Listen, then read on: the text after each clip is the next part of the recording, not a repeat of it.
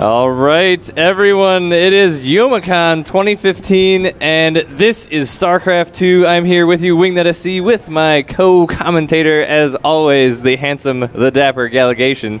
Hello, all. Thank you so much for joining us on this wonderful Halloween Saturday morning. We've got lots of StarCraft 2 lined up for you, and we've got a great game coming in just a few moments between Spyderslayer and Nell. It's been an adventure so far. We've had a lot of work getting everything set up here. This is we're in Detroit, Michigan. That's right. At the Renaissance Center, which is it's right on the Detroit River. It's really cool view looking outside. Yep. We've got a lot of cool people out here that are ready to play some StarCraft 2. First match is set up, and I believe pretty close to ready to go. It's going to be between a regular of Youmacon, Spyderslayer, and Nell. Yep. And this should be a really good match. We've got a ton of great talent this year. A lot of people have been showing up. Lots of Grandmasters players, and we are going to have some really good matches for you all this afternoon and tomorrow as well. So we do hope that you'll stay tuned. And we're just looking like we're readying up with the first lobby here. The first match is going to be on Moonlight Madness. Yeah, and this is, you know, we kind of every year we have a little bit of a different setup out here. This is last year we had sort of a condensed room. Yeah. That everyone, you know, they kind of cut the room in half, but it worked out really well. This year we've got the players sitting a little bit behind us here. Up on stage, they're just getting set up. Looks like they're saying that they're getting their sound situated, but so while we wait for that, I mean, tell you a little bit about the event, I guess. Yeah. And, oh, actually, the important thing we need to tell you is that the event today is brought to you by our always generous sponsor, MythLogic. They've been with us for a really long time. Absolutely.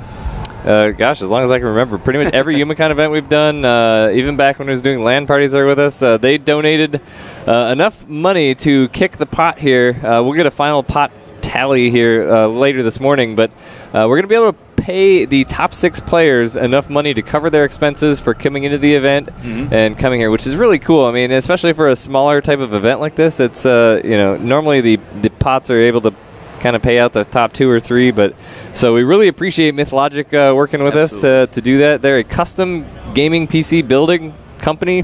They also build and design LAN centers for really all over the country. Yeah, and they, I mean, you can order online at mythlogic.com, and they will send out your custom rig straight to you. So be sure to check them out throughout the day, and you can follow them on twitter.com/mythlogic as well if you want to get updates from them. Yep, looks like, okay, now we've got it ready from one person, and Spyderslayer's ready. All right, so we are good to go here for game number 1 of Youmacon 2015. It is going to be an exciting day of StarCraft. Exciting. I'm excited to be here with you. Yeah, man. I mean, I'm always excited for this event. I get super duper stoked when this comes around. One time a year that we've been doing this. But jumping into Moonlight Madness here, it is going to be Spyderslayer versus Nell, both Masters players. It is going to be Zerg versus Protoss. I think, you know, over the years, I think our favorite matches to commentate together are Zerg versus Protoss. They end up being really fun, that's for sure. We have definitely been into those a lot, but here we go into the game on Moonlight Madness, our first game of the day. It is going to be in the lower left-hand corner. The yellow Zerg, his name is Spyderslayer. Having some problems with those settings, but in the top right-hand corner, playing the purple Protoss, we have Nell. Yeah, I mean, both of these guys, as we mentioned, they are Youmacon regulars. Spyderslayer's been here pretty much every year. Nell, I believe, has also. You know, usually the epic matches that we've seen of Youmacon have been the Winter versus Spyderslayer. As we have gotten to it, it's been kind of like one of those heated battles that every year has kind of changed and morphed a little bit as both players have kind of gone down their roads. And we will see those matches again today, probably, as Winter's here, Spyderslayer's here.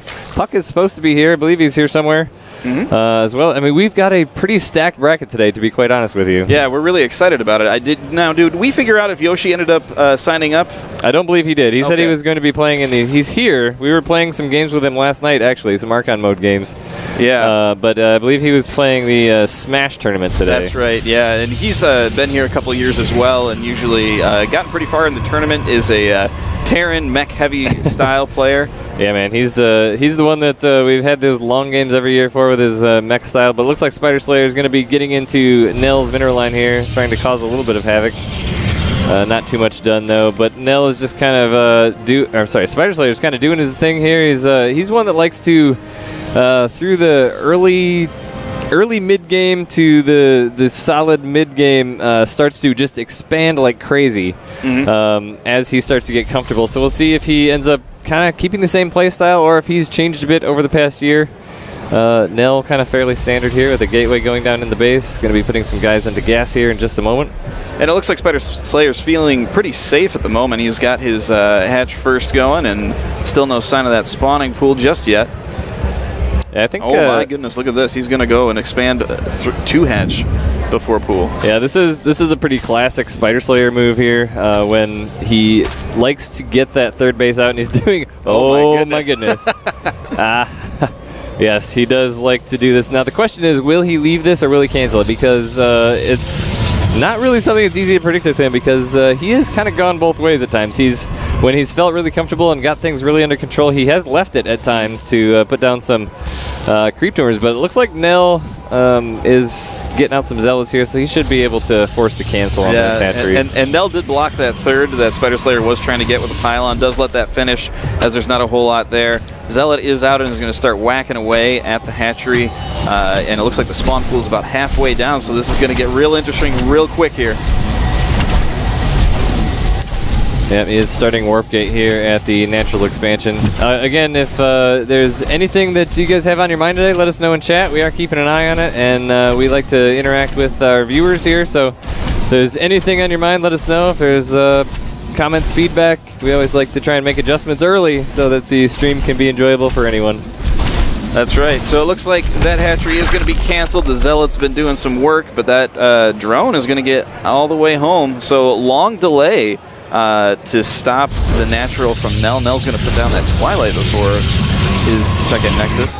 Yeah, I mean, as a Protoss, or really any race, that really screws you up. If you've got a build going and it's pretty much independent on that natural expansion going down, and if you are delayed about 4 to 5 minutes getting that down, that is going to really kind of, if nothing else, fluster you at least. Absolutely. So Spyderslayer trying to keep a lot of attention on that front line, make sure he knows what's going on. Was able to see that Twilight Council. Yeah, that's one thing Spyderslayer has always done is he's a very active scouter, and he does, when in talking with him, he does pride himself on that, in keeping an eye on what's going on. Doesn't look like any research going to be coming out of that Twilight Council yet, though. Mothership Core is inbound here, a very late Mothership Core. Looks like Zergling Speed Evo Chambers starting to come down from Spyderslayer, so now that he's got his third down, he's starting to work into his later plans here. Mothership Core coming on down to the natural expansion as that is finishing up for Nell. He really doesn't have a lot of army here yet. I mean, look at the supply. It's 35 to 40. Granted, Spyderslayer doesn't have a lot of army either, but he's got a lot of drones. Yeah, and that's what he's primarily been doing. I don't think he's made a single Zergling yet. He's just been kind of droning and trying to do as much delay tactic as he can on his opponent. Keep getting those drones out. It is, last time I checked, it's 34 drones to 25 probes, so he is quite a bit ahead here. It's kind of where he wants to be. This third base finish up, he'll start getting that populated out here, but he is going to be going for Blink here on the Nell side. 2 Stalkers in so far. Spyderslayer really hasn't done much pressure on him because, as we said, he doesn't have a lot of army, but he'll be looking to try and start to poke here pretty soon. He does have Overlords spread around the outsides to see if anything happens to come out the north side of his base there. Oracles have been a little bit of one of his sort of things that he doesn't really care for explicitly. That's kind of how you see those spore crawlers there. Well, I think that he was worried about DTs after seeing that Twilight Council in the front, but it looks like that's not what's going to be happening. Yep, he is starting to stock up on the Stalker count here. His Blink is about half done. 3 more gateways going down, so he's going to be going into that quick 2-base push type production here, and Spyderslayer now starting to send out some lings. He's going to be taking those towers to be able to see what is going on. Only 1 gas still at the natural of Spyderslayer. There's a forward pylon for Nell that's on the high ground there, just outside. It has good access on the back rocks, or can wrap around, but he will see whatever comes from that pretty quickly as the creep spread is moving out towards the center of the map. Yep, Nell here starting to move out towards the base of Spyderslayer, and this is going to be a it's going to be hard to build that pylon there as there is creep, so he was hoping to build a forward pylon a little bit closer, but he's going to have to move back a little bit. Now the Stalkers moving in. There are a decent number of roaches here, but with Blink, Nell could put up a pretty good fight. Oh, he does just barely blink back. He's going to get no kills here for Spyderslayer on those Stalkers. Does weaken a couple of them. So Spyderslayer is going to be getting a lot more roaches here, 10 on the way, as well as 3 spine crawlers. And that attack hit just before the missile attacks level 1 finished. It is done now, so he's going to be pushing up with those roaches, but now the Stalkers are moving in the back and are trying to take down those rocks. And Spyderslayer does see that. He does have those overlords positioned around the map, and now he's going to be retreating that out. And this map in particular, this is going to be kind of tough here because it is pretty spread out, and there's a lot of angles into all of the bases. But now, as Nell's going to be coming in, still the roach is not quite on site for Spyderslayer, so he's going to have to delay him as much as he can. Now these Stalkers coming in, the roaches are setting up to get a nice concave on these Stalkers, though. Yeah, that time warp goes down and is slowing a bunch of them down. Blinks are firing off, and it's just amazing how long these Stalkers can stay alive with that Blink micro. And now some Lings coming in to help reinforce these roaches to get up on those Stalkers. It is really important to get those Lings in there because it's much harder to blink back when you've got the Lings coming up and poking away at those weakened Stalkers. And Spyderslayer is going to do a really good job of pushing this back, considering. Yeah, he's got a lot of weakened roaches, and it looks like the Zerglings have been cleaned up, so I don't know if he's actually going to be able to do this with the high ground. Yeah, he's going to lose a lot of roaches here. Yeah, that's a pretty tough spot to get in there with these Stalkers on the high ground. That pylon definitely coming into play here for Nell, but reinforcement roaches coming in. So Spyderslayer is going to be able to push this back. Now the Blink timeout not quite refreshed for those Stalkers, and he's going to be able to pick off a couple of them. So that resupply line was very helpful for him this time. Mothership Core trying to get a few pot shots off, and the roaches are continuing to push. He does, Spyderslayer has dropped creep on the logical third expansion for Nell, so he's going to have a hard time taking that third base right now. And Spyderslayer going to be pushing back here. Looking at the resources lost, it is double for Nell, 5,000 to 2,800. So that was a pretty efficient fight here for Spyderslayer. Now he's going to be pushing back, and Nell's going to be caught in a tough spot here where he has to warp in some emergency units here. He probably doesn't want to warp in as many Zealots as he is because they are not great against these roaches.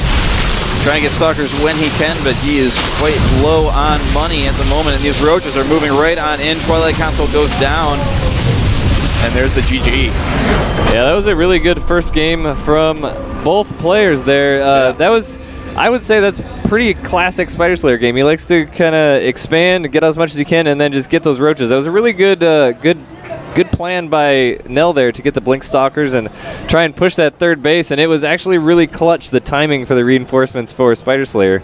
Yeah, those helped quite a bit, and you know that early game delay tactics that he was using were very helpful as well. You know, he got in there, denied the natural base to Nell, and that really slows down a build, especially when you're trying to do Blink Stalkers. So he's going to have a hard time getting the units out as quickly as he wants, and one base Protoss versus 3 base Zerg doesn't always end well. Not so much. Nope. You are absolutely correct. So we're going to go ahead and figure out the map for our next game here, and we'll be coming right back. But again, thanks for joining us today. This is Youmacon StarCraft 2 in Detroit, Michigan, 2015. This is our 3rd year here. You'll be with us hopefully for most of the day today. I'm Winged SC, and this is Gallegation. Hello. And our production today is brought to you by MythLogic. We would appreciate if you'd go out and check them out on twitter.com/MythLogic and Facebook as well.